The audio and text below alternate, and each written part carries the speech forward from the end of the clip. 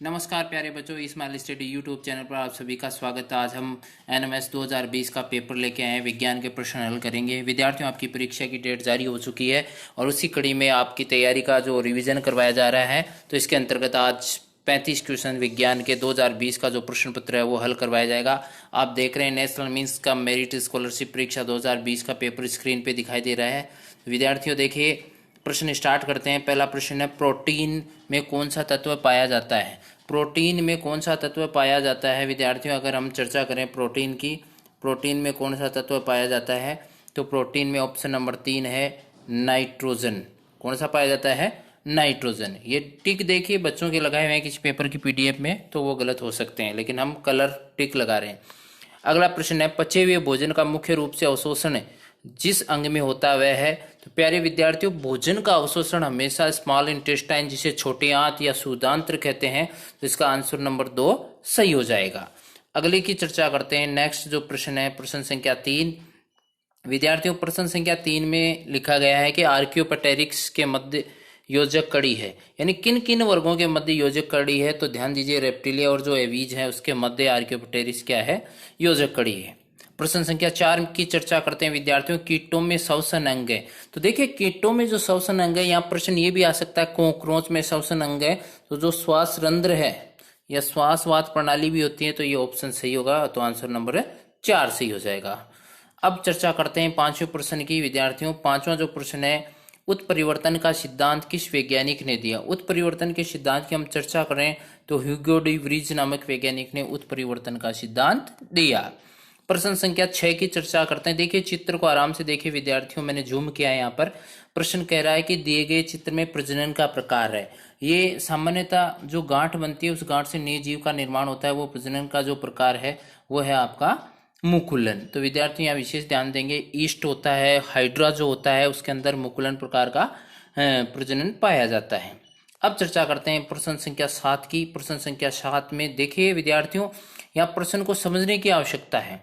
प्रश्न में लिखा गया, निम्नलिखित में से कौन सा कथन वायु में उड़ने वाले प्राणियों के बारे में असत्य है? तो आपको यहाँ ध्यान देना है, क्या पूछा जा रहा है? असत्य, तो इसका गोला कर लीजिए। पहला ऑप्शन है, जो प्रथम ऑप्शन है, अग्रपाद पंखों में रूपांतरित होता है, बिल्कुल होता है। शरीर हल्का व नौकाकार होता है, बिल्कुल पक्षियों का होता है। खोखली हड्डियां होती हैं, बिल्कुल होती हैं।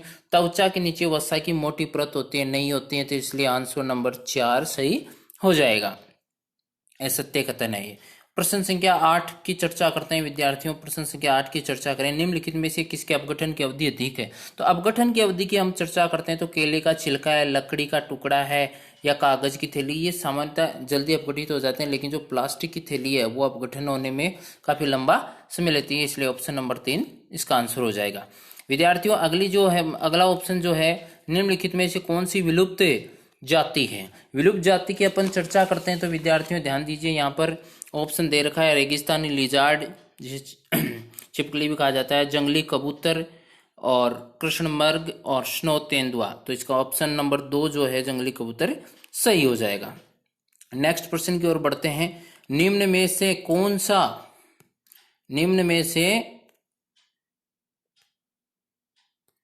सा दोबारा से देखते हैं, कौन सा रक्त समूह सार्वत्रिक ग्राही के नाम से जाना जाता है? ओ, ए, बी, ए, बी। विद्यार्थियों, यहाँ बहुत महत्वपूर्ण चीज है, आपको बता दूं मैं। यहाँ प्रश्न में देखिए एक महत्वपूर्ण चीज ये दी गई है कि सार्वत्रिक ग्राही पूछा है और पहला ऑप्शन दिया सार्वत्रिक दाता का। देखिए रक्त समूह की अगर अपन बात करते हैं तो सार्वत्रिक दाता रक्त समूह ओ होता है और सार्वत्रिक ग्राही जो समूह है वो ए बी होता है, इसलिए ऑप्शन नंबर 2 इसका सही होगा। विद्यार्थियों, आगे बढ़ते हैं अपन अगले प्रश्न की ओर। एल्बेडाजोल की गोली दी जाती है, जो डिवॉर्मिंग के लिए दी जाती है, विशेष रूप से कर्मी मुक्ति के लिए एल्बेडाजोल की गोली दी जाती है, तो इस प्रकार से ऑप्शन नंबर 4 इसका सही हो जाएगा। विद्यार्थियों, अगले प्रश्न की ओर बढ़ते हैं। अपघटक है, देखिए हरे पेड़ पौधे हैं वो तो उत्पादक होते हैं, तो जंतु हैं या आर्द्रता है, आर्द्रता तो निर्जीव कारक होगा, इसलिए इसका ऑप्शन जो है 2 सूक्ष्म जीव वो सही आंसर होगा। अगले प्रश्न की ओर बढ़ते हैं। प्रश्न संख्या 13 जो है, विद्यार्थियों बहुत महत्वपूर्ण प्रश्न है, यहाँ से प्रश्न हर वर्ष आता रहता है। तो यहाँ देखिए, मनुष्य की मुख गुहा में कुल कृतनक दांतों की संख्या, यानी इंसाइजर की संख्या पूछ रहा है। तो विद्यार्थियों ध्यान दीजिए, कृतनक दांत 4 ऊपरी जबड़े में होते हैं, 4 निचले जबड़े में होते हैं। तो इसलिए कुल दांतों की संख्या कितनी हो जाएगी मनुष्य में इंसाइजर की? कृतनक जो दांत हैं टोटल मुंह गुहा में 8 हो जाएंगे, ऊपरी जबड़े में 4, निचले जबड़े में 4। रदनक जो दांत होते हैं विद्यार्थियों, रदनक जो दांत होते हैं वो 2 ऊपर होते हैं और 2 नीचे वाले जबड़े में, अर्थात कुल 4 दांतों की संख्या होगी। ठीक इसी प्रकार से अग्रचौर्णक दांत जो होते हैं वो ऊपरी जबड़े में 4, निचले जबड़े में 4, अर्थात 8 होते हैं कुल। और चौर्णक जो दांत होते हैं ऊपरी जबड़े में 6, निचले जबड़े में 6, टोटल होते हैं 12। इस प्रकार से कुल 32 दांत होते हैं। तो विद्यार्थियों इसका आंसर 8 होगा। अगले प्रश्न की ओर बढ़ते हैं। अगला प्रश्न आ रहा है, निम्नलिखित में से कौन बाघ संरक्षण परियोजना से संबंधित है? यानी ऐसा कौन सा अभ्यारण्य जहाँ बाघ संरक्षण परियोजना संचालित की जा रही है? तो विश्व प्रसिद्ध जो अभ्यारण्य है रणथंबोर राष्ट्रीय उद्यान, रणथंबोर राष्ट्रीय उद्यान इसका आंसर सही हो जाएगा। अगले प्रश्न की ओर बढ़ते हैं विद्यार्थियों। आंख में प्रवेश करने वाले प्रकाश को आंख का कौन सा भाग नियंत्रित करता है? विद्यार्थियों जो आइरिस होती है, पुतली की अपन चर्चा करते हैं, ये जो आइरिस होती है ये आइरिस से आंख में प्रवेश करने वाले भाग को नियंत्रित करती है। जो प्रकाश से साफ साफ लिखा है प्रश्न में, आंख में प्रवेश करने वाले प्रकाश को आंख का कौन सा भाग नियंत्रित करता है? तो उसका आंसर होगा आपका आइरिस या पुतली भी ऑप्शन में मिल सकता है। थोड़ा ध्यान दें इसकी ओर। नेक्स्ट प्रश्न है विद्यार्थियों, सामान्य ताप पर द्रव अवस्था में पाई जाने वाली धातु है। विद्यार्थियों एक पेपर में जो पिछले वीडियो में आपको हल कराया उसमें पूछा था अधातु और इसमें पूछ लिया धातु। तो इसका आंसर जो है वो होगा पारा। पारा ऐसी धातु है जो द्रवावस्था में पाई जाती है और ब्रोमीन ऐसी अधातु है जो द्रवावस्था में पाई जाती है। अगले प्रश्न की चर्चा करते हैं अपन विद्यार्थियों। उत्क्रमणीय परिवर्तन, यानी जिसे भौतिक परिवर्तन भी अपन बोल देते हैं। दूध से दही बनना, क्या वापस दही से दूध बन जाएगा? नहीं बनेगा, इसलिए ये गलत है। कागज का जलना, जलने के बाद में राख बनती, वापस नहीं प्राप्त होगा। कोयले का जलना, ये भी नहीं होगा। घी का पिघलना इसका आंसर होगा। क्या होगा इसका आंसर? घी का पिघलना, क्योंकि घी वापस भी जम जाएगा। अगला प्रश्न आ रहा है विद्यार्थियों आपके लिए, कृत्रिम रेशम किसे कहते हैं? तो आपके सामने स्पष्ट है, ये प्रश्न पिछले पेपर में भी आया था। ये जो प्रश्न है ये प्रश्न का आंसर होगा रेयन। कृत्रिम रेशम किसे कहा जाता है? रेयन को। अगले प्रश्न की ओर बढ़ते हैं विद्यार्थियों। बहुत अच्छा प्रश्न है ये भी। ये किस प्रकार की अभिक्रिया है? यानी कैल्शियम कार्बोनेट को आप गर्म करते हैं तो कैल्शियम ऑक्साइड और कार्बन डाई ऑक्साइड गैस मुक्त हो जाती है। ये यानी कि एक अभिकारक 2 तत्वों में, 2 उत्पादों में टूट रहा है, अर्थात ये अभिक्रिया हो जाएगी आपकी वियोजन अभिक्रिया। नेक्स्ट चर्चा करते हैं अगले प्रश्न की ओर। मैग्नीशियम हाइड्रोक्साइड का उपयोग किस प्रकार से किया जाता है? तो विद्यार्थियों यहाँ बहुत ही अच्छा ऑप्शन दिया गया है। प्रति अम्ल, जिसे एंटी एसिड कहते हैं, जब अम्लता का अत्यधिक स्रावण हो जाता है अपच की स्थिति में, तो उस समय प्रति अम्ल एंटी एसिड औषधि के रूप में मैग्नीशियम हाइड्रोक्साइड का, जिसे मिल्क ऑफ मैग्नीशिया भी कहा जाता है, उसका उपयोग किया जाता है। अगले प्रश्न की ओर बढ़ते हैं विद्यार्थियों। कचरे से लोहे के टुकड़ों को किस विधि से पृथक करेंगे? तो सीधा सा है, चुंबक लोहे की वस्तुओं को आकर्षित करती है, इसलिए कौन सी विधि हो जाएगी? चुंबकीय पृथक्करण विधि हो जाएगी। नेक्स्ट प्रश्न की ओर बढ़ते हैं। निम्नलिखित में से कौन सा जीवाश्म ईंधन नहीं है?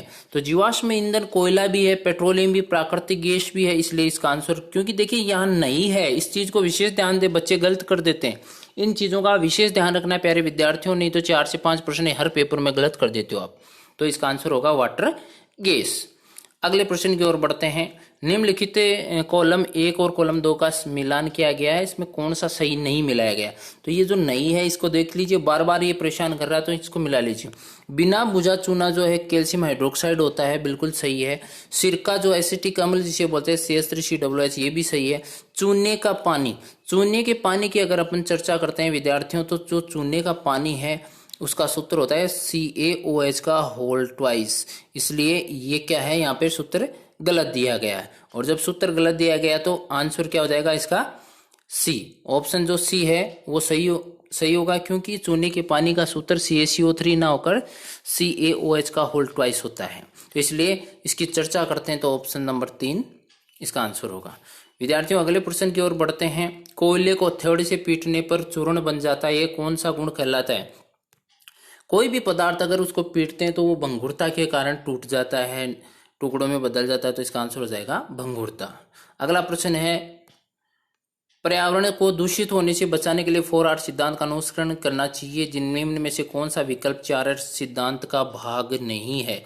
तो विद्यार्थियों नहीं है तो स्पष्ट है, उपयोग कम कीजिए। कहते हैं रीड्यूस, रीयूज और रिसाइकल, ये तो तीनों हैं, अर्थात ऑप्शन नंबर 4 इसका आंसर होगा। पुनः मूल्यांकन इसका ऑप्शन नहीं है। अगले प्रश्न की ओर बढ़ते हैं। मीटर प्रति सेकंड, विद्यार्थियों चाल बराबर हो जाएगा दूरी बटा समय, अर्थात चाल का मात्रक क्या हो जाएगा? मीटर प्रति सेकंड हो जाएगा। सौर चूल्हों में किस दर्पण का उपयोग करते हैं? तो आपके सामने बता दें, जो सौर चूल्हे होते हैं उनमें अवतल दर्पण का उपयोग किया जाता है। इस प्रकार से अगले प्रश्न की ओर बढ़ते हैं विद्यार्थियों। प्रथम भारतीय कृत्रिम उपग्रह को प्रक्षेपित कब किया गया? तो प्रथम भारतीय उपग्रह जो है कृत्रिम उपग्रह, उसका नाम आर्यभट्ट था, उसको अप्रैल 1975 में प्रक्षेपित किया गया था। नेक्स्ट प्रश्न की ओर बढ़ते हैं। बहुत महत्वपूर्ण प्रश्न है, ये काफी बार ऐसा प्रश्न आ जाता है। कोई सरल लोलक 40 सेकंड में 20 दोलन करता है, तो लोलक का आवर्तकाल ज्ञात कीजिए। प्यारे विद्यार्थियों, ऐसा प्रश्न जब भी आता है आपके सामने तो एक विशेष ध्यान दे, एक सूत्र होता है आवर्तकाल का, उस आवर्तकाल के सूत्र के अनुसार आप आंसर निकाल सकते हैं। तो यहाँ पर देखिए दोलन है आपके सामने और जो समय है वो दिया गया है। अब आपको यहाँ से हल करना है कि किस प्रकार से कितने सेकंड कौन से समय हो सकते हैं। तो आवर्तकाल का एक सूत्र याद रखना सभी विद्यार्थियों को, सामान्यतः ये प्रत्येक परीक्षा में आ ही जाता है ये प्रश्न। तो इसका आंसर निकालें, दोलन और जो दोनों की चर्चा कर रहे हैं अपन उसके अनुसार इसका आंसर निकालेंगे। तो ऑप्शन चेक करिए। पहला ऑप्शन जो है वो ऑप्शन है 8 सेकंड, दूसरा जो ऑप्शन है वो है 2 सेकंड, तीसरा ऑप्शन जो है 0.5 सेकंड और जो चौथा ऑप्शन है वो है 4 सेकंड। तो विद्यार्थियों यहाँ जल्दबाजी नहीं करनी है। इस आंसर को हल करने के लिए सामान्यतः आपको क्या करना है, देखिए दोलन बटा समय, दोलन बटा समय लगाएंगे तो दोलन है 20 और बटा समय 40, तो अर्थात 0.5 सेकेंड इसका आंसर हो जाएगा। अर्थात ये विशेष ध्यान रखना, आवर्तकाल क्या होता है? सरल लोलक एक दोलन पूरा करने में जितना समय लगता है उसे सरल लोलक का क्या कहते हैं? आवर्तकाल कहते हैं। तो इस प्रकार से थोड़ा सा आप ध्यान देंगे विद्यार्थियों कि कितना समय ले रहा है वो, कितना क्या कर रहा है, उसी अनुसार इस सूत्र को हल करेंगे। नेक्स्ट, कंप्यूटर के कीबोर्ड में कितनी फंक्शन कुंजियां होती है? एफ लिखी हुई जो कुंजियां होती है ना, उसकी चर्चा करते हैं तो 12 इसमें आंसर हो जाएगा। ऊर्जा का मात्रक, अगला प्रश्न है, ऊर्जा का मात्रक है न्यूटन है, जूल, पास्कल, डाइन, तो जूल इसका आंसर हो जाएगा। नेक्स्ट प्रश्न की ओर बढ़ते हैं विद्यार्थियों। अगला प्रश्न आ रहा है आपके लिए, विद्युत धारा के चुंबकीय प्रभाव की खोज किसने की? तो साफ साफ ऑप्शन दे रखा है, ओरस्टेड महोदय ने की थी। नेक्स्ट प्रश्न की ओर बढ़ते हैं विद्यार्थियों। सूर्य से हमें ऊष्मा किस विधि से प्राप्त होती है? तो विद्यार्थियों ध्यान दीजिए, विशेष प्रश्न बनता है, सूर्य से ऊष्मा हमेशा ध्यान दें विकिरण के द्वारा ही प्राप्त होती है। नेक्स्ट प्रश्न की ओर बढ़ते हैं। अगला प्रश्न है, जब किसी पिंड को तरल में डुबोते हैं तो वह निम्न के कारण वजन में हल्का प्रतीत होता है। विद्यार्थियों जल में डुबोगे तो एक बल लगता है उत्प्लावन बल, उसके कारण ये हमेशा हल्का प्रतीत होता है। और आज के पेपर का अंतिम प्रश्न जो है उसकी चर्चा करते हैं। 20 हर्ट्ज से 20,000 हर्ट्ज की आवृत्ति वाली ध्वनि को हम सुन सकते हैं, इसे कहते हैं। तो ध्यान दीजिए विद्यार्थियों, 20 हर्ट्ज से 20,000 की जो ध्वनि होती है उसे अब श्रव्य ध्वनि कहते हैं, जो सुनने लायक ध्वनि होती है उसे कहते हैं। तो इस प्रकार से आपका ये पेपर पूरा होता है। विद्यार्थियों हमारा ई-स्माइल स्टडी के नाम से यूट्यूब चैनल और टेलीग्राम चैनल है, इसकी PDF आपको टेलीग्राम पर उपलब्ध हो जाएंगी। आप ज़्यादा से ज़्यादा प्रयास करें, इस चैनल पर वीडियो देखें ताकि आपको रिवीजन का पर्याप्त समय मिल सके। धन्यवाद।